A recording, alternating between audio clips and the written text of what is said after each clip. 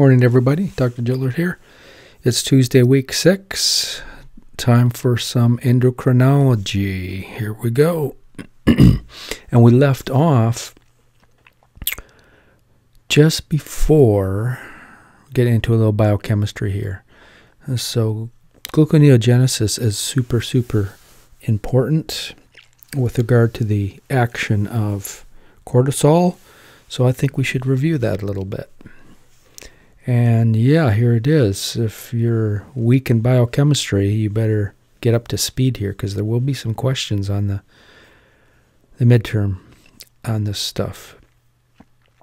So what is this? What are we looking at?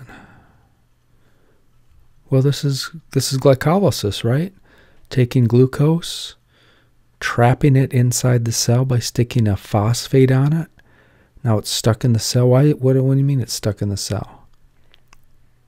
Well, this enzyme, hexokinase or glucokinase, we'll talk about the two. It's an important enzyme, but this is a one-way enzyme. Glucokinase is another enzyme that can trap glucose. So this glucose is floating in the bloodstream, and hexokinase, it bumps up into the cell and binds the hexokinase, and it is put into the cell and trapped there. Actually, this is inside the cell. There's transporters that take it inside the cell. Hexokinase grabs it, sticks a phosphate on the back of it, and now it can't get out. So this is important. This is a one-way reaction. Okay. The next step in glycolysis, converting glucose 6-phosphate to fructose 6-phosphate by phosphoglucose isomerase. That's not, I mean, for me, all the enzymes are important for biochemistry boards, but the key here is this is a double highway. It can go either way. If you have glucose 6-phosphate, you can convert it back to glucose. I'm sorry, if you have fructose 6-phosphate, you can convert it back to glucose 6-phosphate by this enzyme. So the enzyme goes both ways. Hexokinase doesn't go both ways. It only goes forward, down through the cascade of glycolysis. All right, so that's an important concept. Next for us, and we're going through glycolysis, fructose 6-phosphate is turned into fructose 1,6-bisphosphate.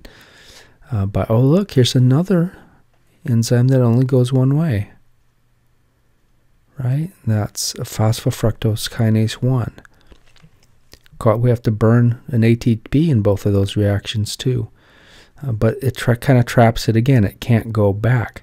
Because when we talk about glycolysis, we want to run, or when we talk about gluconeogenesis, we want to run glycolysis backwards as much as possible. And we can use these two-way enzymes to do that. But these have to be overcome. We need new enzymes in gluconeogenesis. We need to replace hexokinase. We need to replace phosphofructokinase 1. So you can't just run glycolysis backwards to make glucose. If you're starving, if you're fasting, and you need some blood glucose, you can't run it backwards. But you can kind of run it backwards. But running it backwards, that's the process of glycolysis. And running this forward, gluconeogenesis, running it backwards would be the process of gluconeogenesis. Running it forwards would be the process of glycolysis. So what fructose 1,6-bisphosphate is split into half. So now we have two molecules. We had one 6-carbon here. Now we split it into two 3-carbon molecules. And this is called fructose 1, or the enzyme that does this is called aldolase. And fructose 1,6-bisphosphate is split into dihydroxyacetone phosphate, glyceraldehyde 3-phosphate. Okay, and these two can be interconverted by this triose phosphate isomerase. All right, the next step, and it does happen that way. There are two molecules. The dihydroxyacetone phosphate has to be split into glyceraldehyde 3-phosphate. So now we have two molecules of this. This is acted upon by glyceraldehyde 3-phosphate dehydrogenase, turns it into 1,3-bis-phosphoglycerate. So, hey, look, we got some energy. NADH is created, so that's kind of our first energy step. 2 molecules of that. And then the 1,3-bisphosphoglycerate is converted into 3-phosphoglycerate by the enzyme phosphoglycerate kinase. And, ooh, 2 more energy, right? We got energy here, 2 NADH. Exciting, the cell's happy, it needs energy to run. We made 2 molecules of ATP, awesome. The 3-phosphoglycerate is converted into phosphoglyceromutase. Nothing really happens there. And the 2-phosphoglycerate is converted into, now it's getting a little interesting, phosphoenopyruvate by the enzyme enolase. So just want to make sure that's right. That is right, enolase. And then the PEP, phosphophenopyruvate, is converted into pyruvate by pyruvate kinase. And okay, that's the end product, right, of aerobic glycolysis. But again, pyruvate kinase is a one-way enzyme. So we just looked at 3 one-way enzymes. The hexokinase, glucokinase is another one of these, the trapping enzymes. Phosphofructokinase 1, and then pyruvate kinase. I would put those into memory. And those are important. Not only will that help you memorize the glycolysis pathway, it'll help you know the gluconeogenesis pathway. It's a good question too, because there's 3 of them. Which one of the following is not a one-way enzyme in the glycolysis pathway? Makes for a nice, easy question.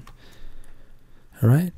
So now we have pyruvate, and I kind of jumped ahead and talked about everything I just said is right here, and we're going to talk about how cortisol can break down body tissue substances. For example, fat can be broken down. I think we have another slide on that, but fat can be broken down by glycerol, split into, or fat can be broken down by cortisol into its 2 components: fatty acids, which don't do anything. We cannot use fatty acids to make glucose. But we can use the glycerol, right? A fat is glycerol and fatty acids, 3 fatty acids. The glycerol can be run and converted by an enzyme into dihydroxyacetone phosphate, right? That's a member of the glycolytic or glycolysis pathway. And then once we make this, okay, triphosphate isomerase grabs it and converts it into glyceraldehyde 3-phosphate, and then we're off to the races. So that's one way.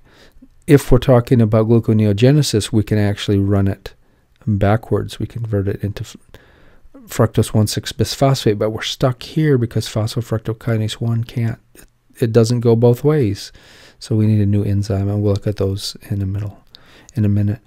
But notice that here's the hexokinase. There's 2. These probably one of the most important enzymes in this whole pathway are these trapping enzymes.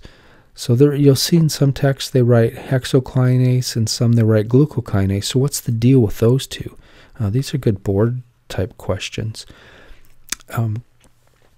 So under normal circumstances, when you're eating and when you have a lot of blood glucose floating around in your blood, then the glucokinase is the one that's really on, and its job is to take that blood glucose and make glycogen and store it.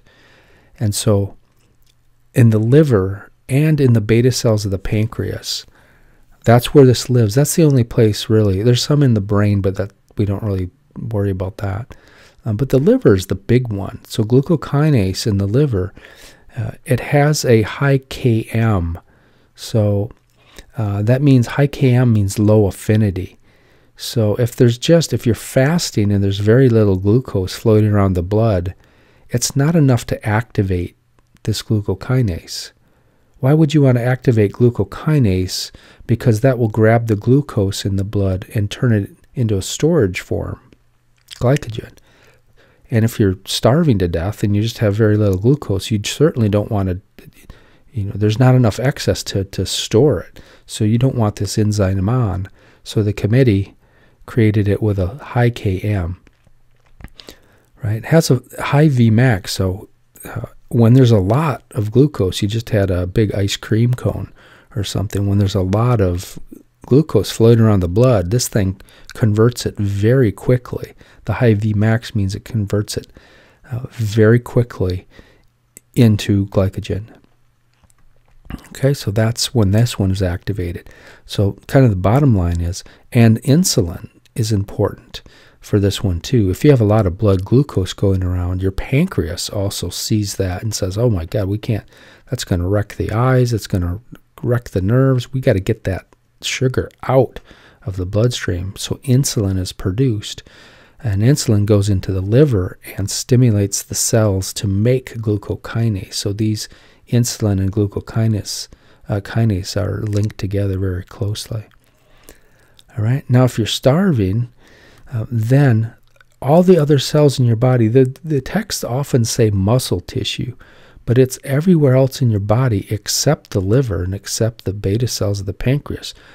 All the other cells don't have glucokinase. They have hexokinase in them, or the gene for hexokinase is turned on. I mean, they have the gene for glucokinase, but it's turned off in all the body tissues.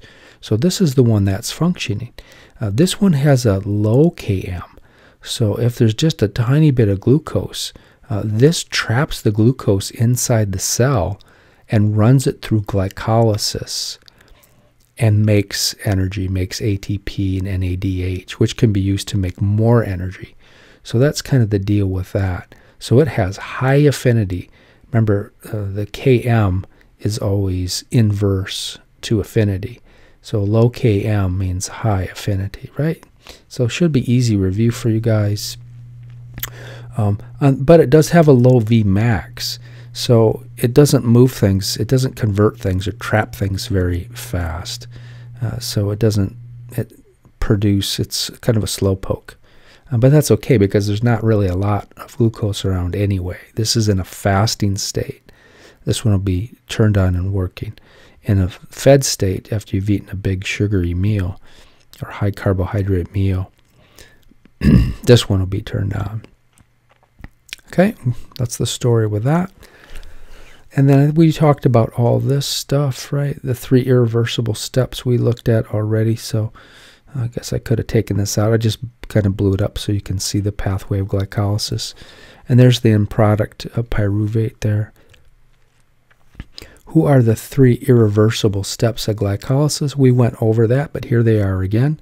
So glucokinase or hexokinase. These don't go both ways. They're trapping, right? They're the trapping. This is the trapping enzyme. Traps glucose. How does it trap glucose? Is trapper 2? I don't know if it's 2 or 1. Trapper. It sticks a phosphate on the glucose molecule. Right? Stick a phosphate on there, it can't get out of the cell. It's trapped inside, whether it be the liver cell or whether it be a muscle cell or a cell on the tip of your nose or cell in your eyeball. That's it traps it. Why do we even need to do this? Because we need to take the glucose, that's the fuel of the body, and we need to, the cell needs power, right? It needs 2 AA batteries plugged into every cell in your body. No, of course you can't plug 2 AA batteries, not even AAA batteries. So we need to make energy another way. How do we do it? We break down glucose via glycolysis and via Krebs cycle, via electron transport chain. Those are our energy makers. Where does glycolysis occur, by the way? Where does it occur? Where's this happening? Glycolysis. There's a nucleus, there's the cell, there's a mitochondria. In the mitochondria? No, in the cytosol. Glycolysis is right here in the cytosol. Where's Krebs cycle, electron transport system occur? That occurs in the mitochondria. Okay, basic, easy softball questions, right? You can't miss those questions. All right, so hexokinase is a one-way enzyme. We said phosphofructokinase 1 is a one-way enzyme, and pyruvate kinase. Interesting, the first step and the last step are both irreversible, so that's one easy way to memorize it. Okay, so how do you get around in these irreversible steps? Well, you got to use new enzymes. So here's another important slide, right? Lots of stars here. Because now these are, for gluconeogenesis, these are the enzymes that make gluconeogenesis. We can use all the other steps and substrates or the intermediate products. We can use all that stuff, all those other enzymes, but we can't use those three, so we need replacements. So going, I guess, the first main step of gluconeogenesis, we need a new enzyme to get around this step. Right? Pyruvate kinase is not two-way. We need an enzyme that goes backwards through glycolysis, and that is pyruvate carboxylase. So it's a similar name, right? Pyruvate kinase finishes glycolysis. Pyruvate carboxylase starts gluconeogenesis, you could say. Then the other enzyme that converts oxaloacetate. Oh, this one is not actually in the pathway, but this is an important one here, right? PEP carboxykinase, because the molecule that really, and you can get into gluconeogenesis other ways, but the big way to start gluconeogenesis is to make oxaloacetate, and oxaloacetate is converted into PEP, phosphoenolpyruvate, right? Phosphoenolpyruvate, PEP. And who does that? That would be PEP carboxykinase. So a member of the glycolysis pathway, convert oxaloacetate. This is not a member of glycolysis pathway, right? Gluconeogenesis. This is part of gluconeogenesis. So let me put a note to fix that. Fix 395. All right, so we convert oxaloacetate into PEP. Now we can run PEP backwards in gluconeogenesis. Okay, let's start running backwards through glycolysis. Yeah, and running backwards through glycolysis is another way. I mean, you don't say, the board question is not going to say running backwards. It's going to say gluconeogenesis. All right, and I'll just write it out that much. Okay, how do you get around these steps? Step 4, oh, I guess we're going backwards through the whole system. So you need a new enzyme to get from fructose 1,6-bisphosphate to fructose 6-phosphate. That would be fructose 1,6-bisphosphatase. This is actually the main regulatory step. This enzyme, we won't get into regulation. That's going too far into biochem, but that's really important. Those are high-yield questions for biochemistry. How is fructose 1,6-bisphosphatase regulated? Well, you guys you should know that already. So right, I'm just getting you through gluconeogenesis. All right, and then we need another final enzyme because hexokinase doesn't work anymore.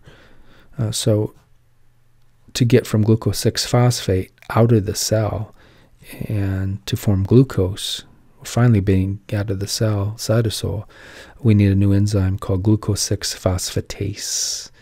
Or, I'm sorry, the enzyme is glucose-6-phosphatase. All right, so that's the new enzyme. So make sure you know these enzymes as well. There's 4 of them here.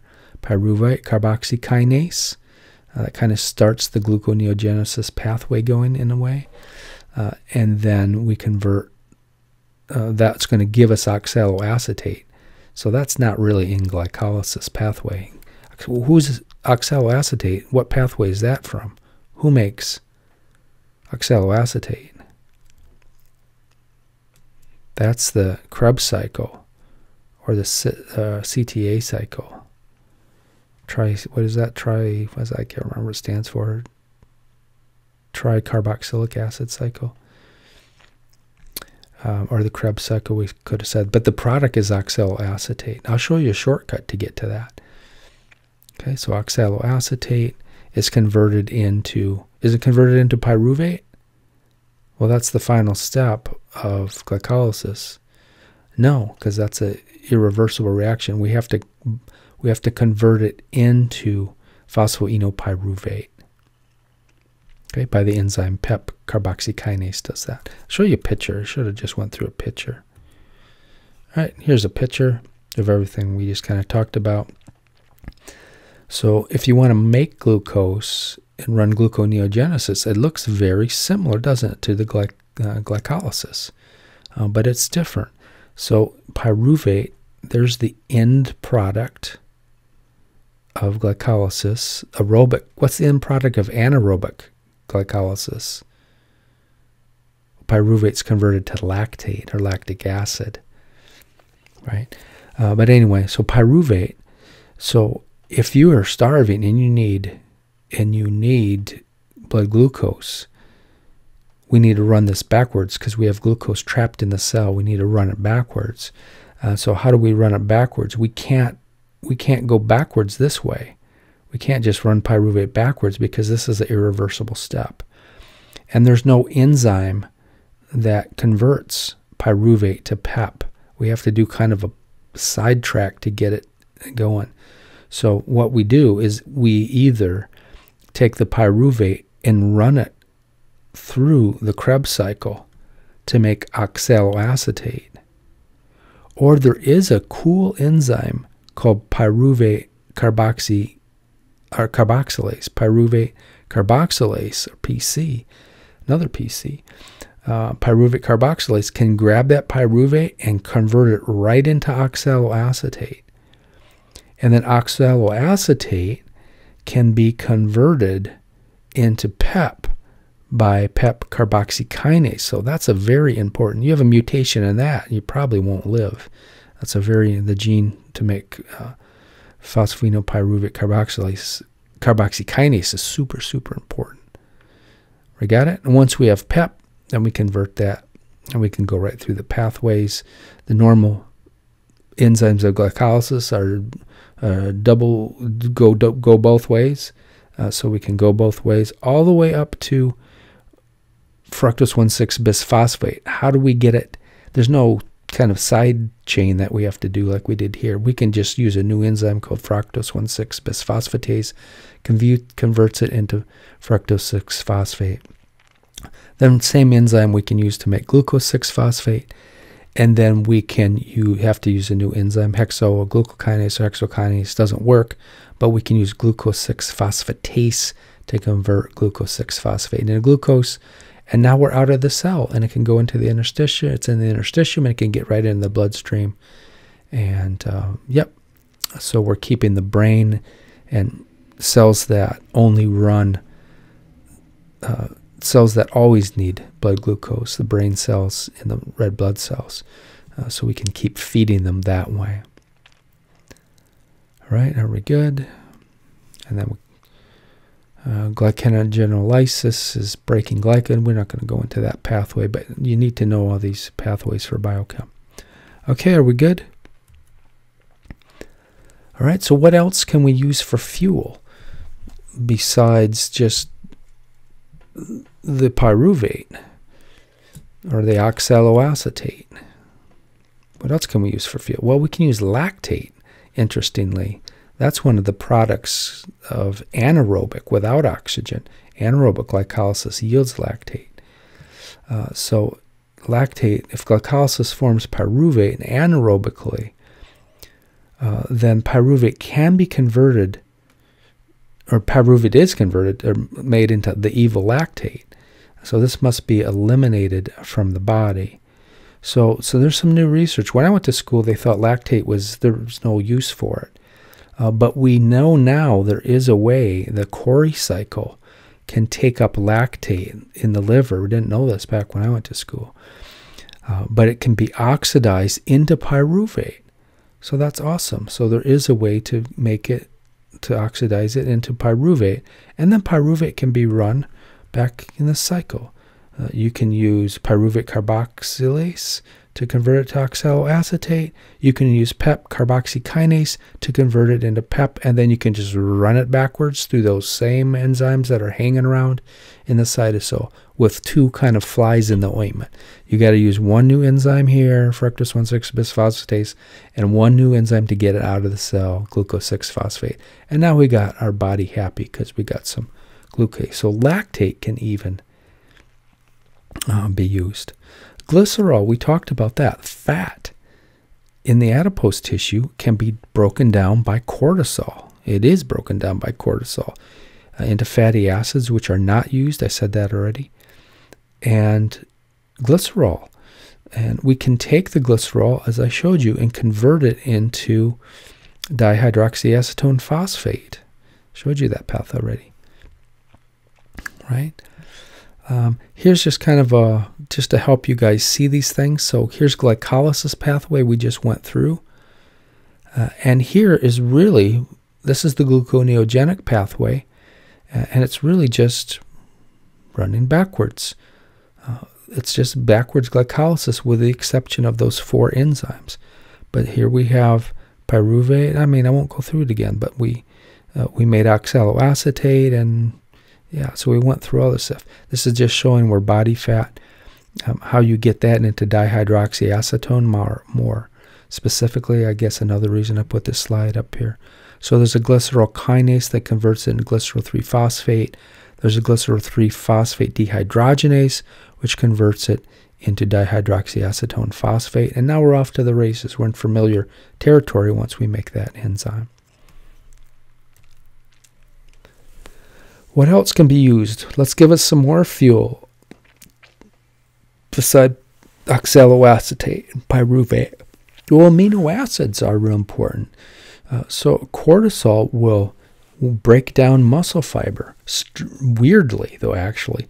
It actually breaks down, it loves the muscle fiber of your arms and your legs, especially your thighs and your arms. Really strange. So it really hits those hard and makes people look like a, I don't know what that would look like. You have a big belly and you have skinny little arms and skinny little legs. They're called spindly arms and legs. So cortisol does some weird things, but nevertheless, what does it do when you break down muscle tissue? You release amino acids into the bloodstream. Well, those can be plugged in directly into glycolysis pathway, or they can be plugged into the Krebs cycle, TCA cycle. All right, so we can use those. I'll show you a picture here in a second. But the oddballs, remember the 2 L's, they're weird because you can't use those guys to make glucose, which is strange. All the other ones you can. That's a good question, wouldn't it be? Although there would be nice if there was 3 of them then. But leucine and lysine, can't use them. All right, so here's a nice little drawing here. So it just shows you where this stuff. So we're not going to go over into all the enzymes, but for example, let's say a muscle fiber in your thigh was just hit with cortisol and a bunch of amino acids were released into the blood. So arginine, glutamic acid, glutamine, histidine, proline floating around in the bloodstream. They get into the cytosol of the cell. They get into the mitochondria, and they can be converted by enzymes into alpha-ketoglutarate. Remember the key steps of the Krebs. We're not going to go through Krebs cycle, but citrate, alpha-ketoglutarate, succinyl-CoA fumarate. And then there's our one, though. There's oxaloacetate is the main product. So we just made a bunch of energy. But we can run by converting these amino acids into alpha-ketoglutarate. We can run the Krebs cycle and make oxaloacetate, and then we know once we have oxaloacetate, we're off to the races. We can make PEP, phosphoenolpyruvate, and everything we talked about. We can run glycolysis backwards. What is that called? Glycolysis backwards is called gluconeogenesis. So it's just glycolysis backwards with a few exceptions. Okay, let's say some of that thigh muscle protein. Where does because it's made up of all these types of proteins. asparagine and aspartic acid, aspartate. Where does that come in? It doesn't come in here of a ketoglutarate. It comes in, there's an enzyme that can convert it directly into oxaloacetate. So if I was a vitamin salesman, I would say asparagine and aspartate. That would probably give you the most energy because it converts directly into oxaloacetate, which can be run through gluconeogenesis without going through all these other steps. But we all know that's all kind of doesn't work, right? What happens when you take those amino acids? I mean, they get destroyed. Well, it depends. Don't let me get off on a wild tangent. We can get plenty of this stuff from the food, but anyway. Okay. What about even better if I was a vitamin salesman, which I said I wasn't going to go down that pathway? Well, look at alanine and cysteine, and glycine, serine, threonine, tryptophan. They can be converted right into pyruvate. Oh, that's awesome. So pyruvate then can be converted directly into oxaloacetate and run through gluconeogenesis.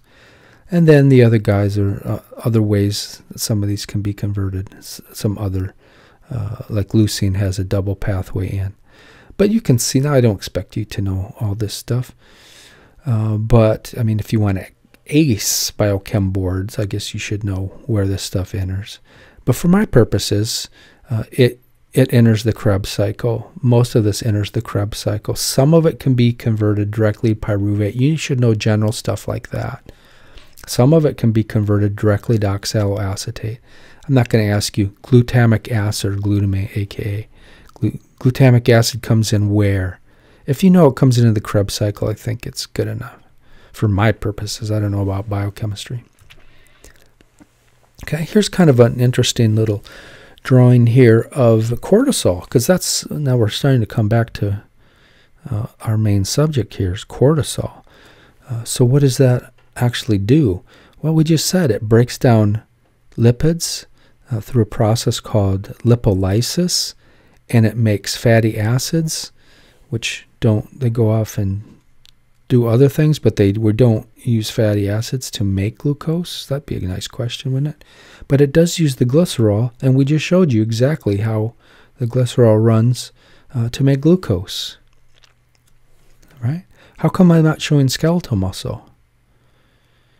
Well, it would work in skeletal muscle, but this is obviously a fasting state because the glucokinase runs in the liver. All right. What else does cortisol do? We already said it hits muscle tissue and it breaks it down, and it creates all those amino acids. And the amino acids go into cells, and we can use the amino acids to make. And I know why this shows the liver, because this is really in a fasting state. Cortisol is released in a fasting state, but that's not always the case. It's also released under stress and hypercortisolism diseases. So it can affect the other cells as well. It just doesn't affect this isn't going out only in the liver. But yeah, we talked about how amino acids come in to cells, and you can make glucose out of liver cells via glucokinase, that first step, or you can make it into even muscle cells. You could make glucose from them as well. All right, but it does some other things I haven't talked about. Cortisol has other effects on the liver, and it shuts down, we won't go into the pathways, but it shuts off glycogen storage, right? You don't want to make glycogen when you need, and what this is really, this is really talking about a fasting state here. But I guess it doesn't matter. This happens all the time, and people are fasting. But you don't have to be, if you have an abnormality or an abnormality and you're secreting too much cortisol, it can happen anywhere. But in the liver, the bottom line here, the effect of cortisol on the liver is it shuts off glycogen making, right? So glycogen storage is shut, it increases glycogen storage. right? Because not only, but primarily you have to have glucose. And once you have enough glucose, we want to try to store. So it does increase glycogen storage. It definitely includes, this should be on top. It increases gluconeogenesis. That's the process of making glucose. That should be on top. Then, if there's excess, it'll crank out glycogen storage so we can have a quick supply of glycogen. Taking glycogen and making glucose is really, really quick and easy. Then it also turns on it increases the enzymes in all of these processes.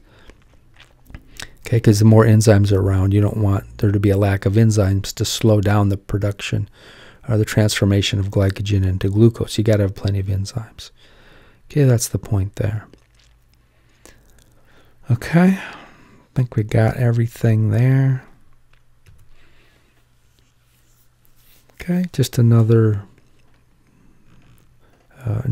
thing to look at. This is exactly where the amino acids go. All right. So finally, I wonder if I completely forgot. 395. Yeah, we got to keep going here. I talked too much though. Let's get into Cushing's syndrome. So that's where we are. Cushing's syndrome. All right, so the first thing to know on Cushing's syndrome is the S stands for something, right? Or I guess I wrote it right there. The S stands for something. So something is causing the blood to have too much cortisol all the time. That's Cushing's syndrome. It doesn't care where the cortisol comes from. It could come from a weird tumor in your eye secreting cortisol, or it could come from a tumor in the pituitary gland causing the overproduction of ACTH. And we know ACTH stimulates the fasciculata cells in the adrenal cortex, and it cranks out cortisol. It doesn't care. So Cushing's syndrome is just like a general category. And we're going to talk about the different types here. There's an ACTH-dependent causes, and there's ACTH-independent causes.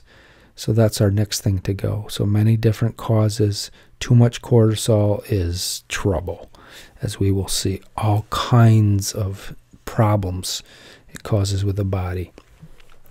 Okay, ACTH-dependent means the cause of the Cushing's syndrome is dependent on ACTH. And in other words, ACTH is the damn problem. ACTH-independent means ACTH is not the problem. It's a problem with something else. Like something else, maybe a tumor in the adrenal gland or a tumor in the lung is producing cortisol. So there will not be high levels of ACTH in the ACTH-independent causes. Got it? So ACTH-dependent means just everything I said. Something is releasing too much ACTH. So what are some examples of conditions that would release ACTH? Well, a tumor in the anterior pituitary. But let's look at Cushing's disease. Notice there's a big difference. This is not Cushing's syndrome. What's the number one cause of Cushing's syndrome? Cushing's disease. What the hell is Cushing's disease? Oh, I'm cursing today. I usually don't curse. Maybe I'm getting tired of being locked up in my house. I don't know how long I've been locked up in here. We actually went out yesterday. Mother's Day, we went out to our favorite restaurant in Los Gatos. Give them a plug, Willow Street Pizza. Awesome, awesome place in Los Gatos. There's one in Willow Creek, or what is it? Willow Glen? It's not as good. The one in Los Gatos is awesome. Family friendly. But anyway, so they have a nice curbside business going. So we pulled up. We phoned our order in. Took about 40 minutes to drive over there. And they came running right out with our food. It was steaming hot, great pizzas. We drove over into a little side street under a shady tree and had a nice little picnic. So how in the world did I get from that to Cushing's disease? But anyway, back to Cushing's disease. It is a problem with a tumor.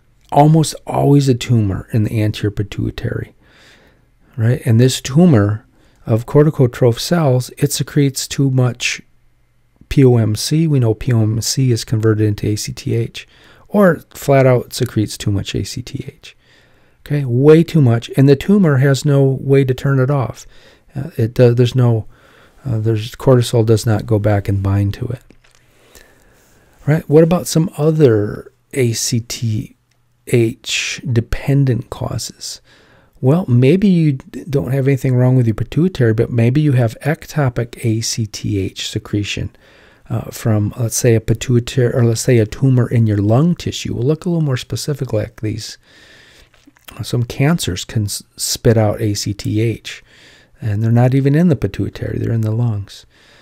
What about who stimulates the release of ACTH? Remember, that was C, corticotropin releasing hormone. That CRH does that. What if you have a tumor in the paraventricular nuclei of the hypothalamus, and it either irritates the parvocellular neurons, or maybe it flat out all by itself de novo secretes CRH. So if you have too much CRH, that's going to go down and stimulate the anterior pituitary corticotroph cells to release POMC, which is immediately converted into ACTH. And now we have a problem if there's too much ACTH. What's the problem? There's too much cortisol. Right? Too much cortisol, because we know ACTH will bind. This is why I use PowerPoint and don't draw on the board. Of course, if I had a pen or something, it might be better. Let's see, did I get them all? Yeah. So in addition to elevated, we don't really talk about DHEA, but if there's too much ACTH around, there's going to be too much DHEA around, too much testosterone, too much estrogen around. Those aren't life-threatening, so the authors kind of push those on the back burner.